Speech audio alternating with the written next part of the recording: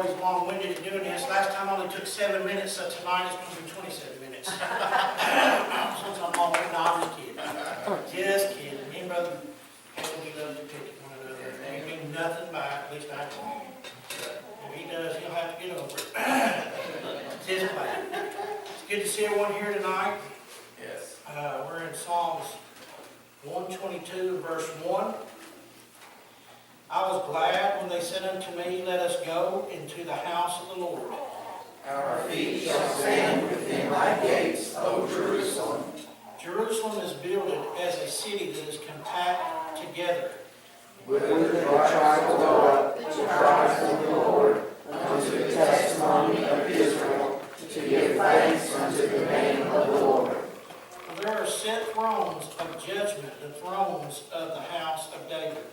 Pray for the peace of Jerusalem. They shall prosper that love thee. Peace be within thy walls, and prosperity within thy palaces. For my brethren and companions' sake, I will now say, peace be within thee. Because of the house of the Lord our God, I will seek thy good. Let us pray. Father, we thank you just for the privilege of coming here tonight. Lord, the privilege to read your word, to talk about you, which great things you've done for us, of our Lord and Savior Jesus Christ. Speak to our hearts tonight. Convict us, Lord. Edify us. Lift us up, Lord, that we may praise your holy name. In Jesus' name I pray. Amen. Well, you know, we've been talking about the songs of degrees. Me and Greg, we've read some things about this. We're talking about this pilgrimage. The 3 times a year that the males, every quarter, the males would have to, from every tribe, would have to make a journey up into Jerusalem, up into the city of Jerusalem there, because the Lord told them to. But also, there's something that a lot of people don't see in the book of Psalms. All of these chapters so far talks about something in the future to come. It's not just talking about what they're doing right then and there. If you'll remember, several times we looked at prophetic psalms that talk about this is the day the Lord has made, I will rejoice and be glad in it. What day was that talking about? That was brought out to us. What day was that? Does anybody know? This is the day the Lord has made, we will rejoice and be glad in it. That's the day of salvation. It was the death and the burial and the resurrection of the Lord Jesus Christ. When he raised from the dead, that did what? That brought the new covenant into being. So I don't want to spend too much time there, but I want us to see some things tonight. Looking at verse 1, it says in Psalms 122, verse 1, I was glad when they said unto me, let us go into the house of the Lord. Now I've heard good services say, let us go to the house of the Lord, and let us go into our church, and that's a good message. I've heard it preached time and time again. Man, what better thing is there to do on a Wednesday night than to come to the house of the Lord? What better thing to do during revival or doing Sunday morning or Sunday night? Unless you're going out to baptize and preach out in the park. I mean, that's pretty good too. But you know what? That was the house of the Lord, because God said, where 2 or 3 are gathered together in my name, there am I in the midst of them. So when he's saying, I was glad when they said to me, let us go into the house of the Lord. I want you to understand, yes, I believe it was that song of degrees, their pilgrimage where they had to go up. But also there's some prophecy here. So I want you to understand, he did not say, I was glad when they said unto me, let us go into the tabernacle or the temple. Right. What do you see time and time and time and time again in the New Testament? You're talking about the body, you're talking about the church, you're talking about the house of God. And so I want us to take just a few seconds to look at a few scriptures. Look at Isaiah chapter 2. Hold your place here, look at Isaiah chapter 2, and I'll go as quickly as I can and probably confuse everybody. But Isaiah chapter 2. Look at verse 2 and 3. I love the book of Isaiah and Ezekiel. Man, that got some good stuff in it. It's really good. In verse 2, it shall come to pass in the future, in the last days, that the mountain of the Lord's house, the mountain of the Lord's house shall be established in the top of the mountains, and shall be exalted above the hills, and all nations shall flow into it. He's talking about the pilgrimage of all saints going into the house of God, folks. He's talking about Old Testament saints and New Testament saints. Let's look at verse 3. And many people shall go and say, Come ye, and let us go up to the mountain of the Lord, to the house of the God of Jacob. And he will teach us his ways, and we will we will walk in his paths. For out of Zion shall go forth the law and the word of the Lord from Jerusalem. And he's talking about he'll judge the nations. That's talking about the millennial reign and at the end times. And I want us to understand the next thing it says right here, let us go into the house of the Lord. Now, from that time on, it's called a doctrine of first mention. It's talking about the house of the Lord, and it stays that until it changes. That's called the doctrine of first mention. Now we're going to look at something here. Look at verse 2. Our feet will stand. Is that what it says? Shall stand within the gates, O Jerusalem. So is he talking about a house? Is he talking about a tabernacle? Is he talking about a temple? No, Jesus, when he left, he said, I'll go and prepare a place for you.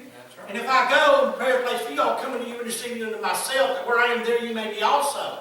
In my Father's house are many mansions. If it were not so, I would have told you. See, what he's saying right here is, our feet shall stand within the gates, O Jerusalem. Didn't say it's going to now. It says shall, future tense. Now let's go a little farther so I can get you totally confused. Number 3, verse 3. Jerusalem is builded as a city that is compact together. Now what does that mean?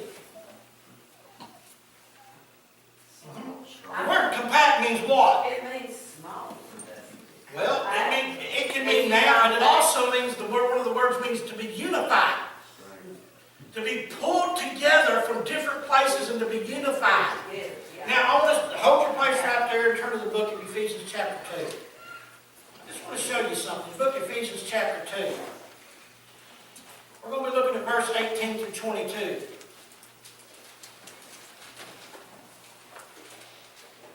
Ephesians chapter 2, verses 18 through 22. For the sake of time, I'm going to go and start reading. For through him we both have access by one Spirit into the Father. Now therefore you are no more strangers and foreigners, but fellow citizens with the saints and of the household of God. I was glad when I said, let us go into the house of the Lord. We're the household of God. Verse 20. And are built upon the foundation of the apostles and the prophets, Jesus Christ himself being the chief cornerstone. Look at verse 21. In whom all the building fitly framed together groweth into a holy temple in the Lord, in whom ye also are builded together for the habitation of God through the Spirit. You know, in another place, and I'm going to throw this out there, it says in the book of Revelation, and I think in Ezekiel and Zechariah, maybe even in Isaiah, he said he will come and he will bring his reward with him. What is his reward? Folks, it's us. It's not this building. It's not the Baptist church. It's born-again believers. And that's what David, I believe, I don't know if he's seen it all right then, but God gave him an insight, or at least told him what to write down to give us some insight and other people insight of what's going to happen in the New Testament.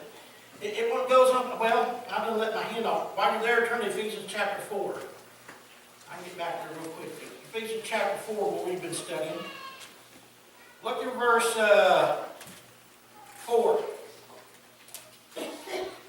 I want you to understand something. There is one body, one Spirit. Oh, wait a minute. Let's go back to, what's that first one? One body. There's not the Jews and the Gentiles. We've been grafted in the book of Romans, right? We understand this. But it says this. We start all over here.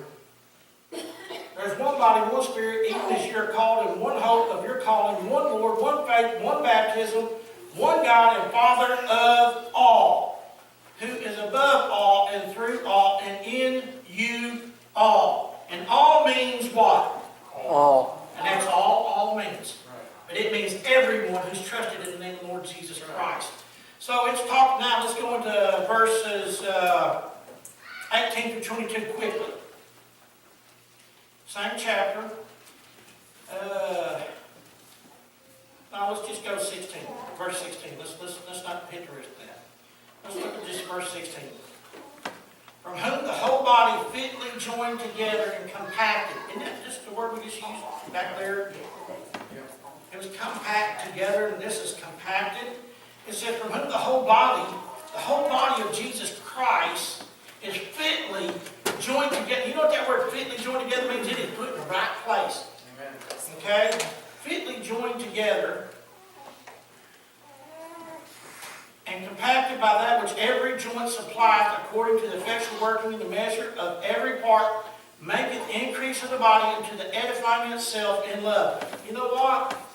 God has put us all together. What did Apostle Paul say? There is no difference between them.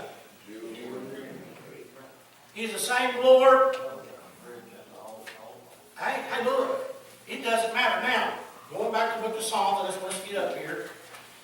That word compacted means to be unified, to be put together as one body. It means to be the church of God. Okay? The church of God. The church of Christ, the New Testament calls it also. Verse 4, whether the tribes go up, the tribes of the Lord, unto the testimony of Israel, to give thanks unto the name of the Lord. Now, there's two different times the tribes go in and out. It's not just the 12 tribes that's going into Israel. Remember in the book of Revelation, where it talks about in the last days, all the tribes of the earth, all the tribes will go in and go out into the tree of life. So this is actually, it has a formal meaning at the beginning, but it's also giving us some prophecy what's happening in the future. And you say, well, I'm not sure I see that. Well, I'm glad you said that. And it says, whether the tribes go up, the tribes of the Lord, unto the testimony of Israel, to give thanks unto the name of the Lord. For there are set thrones of judgment, the thrones of the house of David. We're not going to go there. That gets way too deep. We don't have time. And it says this, pray for the peace of Jerusalem. They shall prosper that love thee. It says in verse 7, peace be within thy walls and prosperity within thy palaces. And it goes on in verse 8 and says, for my brethren and companions' sake, I will now say, peace be within thy wall. Now, there's a comma. That's not the end of the sentence that says peace and then capitalized it. What does that mean? It's the Lord Jesus Christ. Look at verse 6. I pray for the peace of Jerusalem. They shall prosper that love thee. Now, I'm thinking when he's saying, I will pray for the peace of Jerusalem, I don't think he's talking about right now. I think he's praying for the peace of Jerusalem to come, because from the time that Jerusalem has been given to the Jews, they've never had any peace. Matter of fact, they've been run out of their country, and today they don't have any peace, and they will never have any peace until Jesus is seated there. So when they're saying pray for the peace of Jerusalem, I personally, if you want to believe different, go ahead. I personally believe that means start praying for even so come Lord Jesus. Even so come quickly, Lord Jesus. Pray that prayer. It says, wherefore comfort ye one another with these words, talking about the rapture of the church, that it starts the things where Jesus takes over after the 7-year tribulation. And we go to the millennial reign. I think he's saying, pray for that day to come quickly.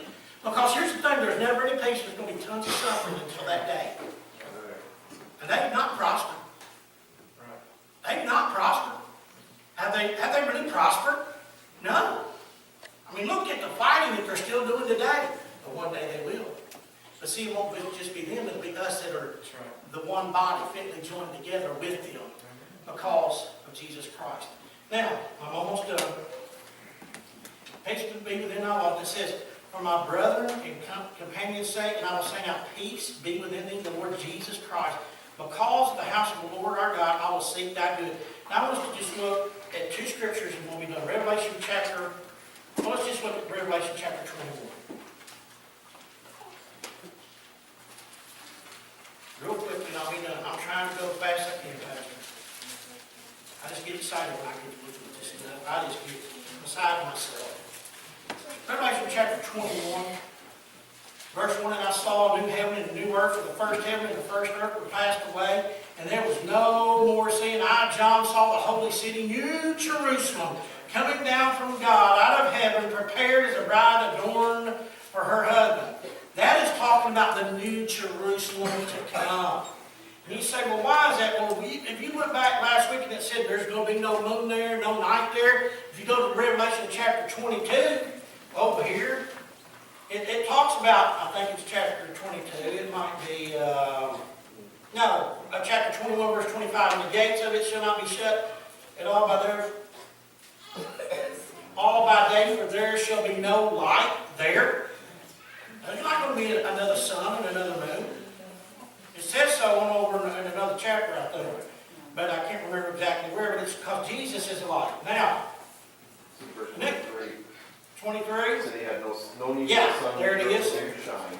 Thank you, because I'm getting in too big a hurry. When I do that, I start skipping stuff and even skipping my notes. But I want us to understand also, listen to this. In chapter 22, blessed are they that do his commandments, that they may have the right to the tree of life and may enter in through the gates into the city. For without are dogs and sorcerers and whoremongers and murderers and idolaters, and whosoever loveth and maketh a lie. Now, are some of them in the Jerusalem right now? Yeah. Are any of them going to be in the New Jerusalem? No. So I believe when he's saying pray for the peace of Jerusalem, I honestly believe, you don't have to believe this way, I honestly believe that God gave him some scripture to show us some prophecy of how things was going to be. This was the beginning of their book of Revelation where they could see some things in the future. Some of them did. Isaiah, Ezekiel, Zechariah, and a few of the minor prophets seen just glimpses of us, of the future to come. They knew of it. They spoke of it. The only thing they didn't hardly see is just a very few verses, like 14 different verses, that speaks of the church. This church is the body, is the church of Christ. It's the church of God, and we are going to be with him. And the word is prosper. I'm not even there again. I turned it back over. Y'all see the quick word? Okay. 122. Verse 6. The word prosper. They shall prosper that love thee. Verse 6.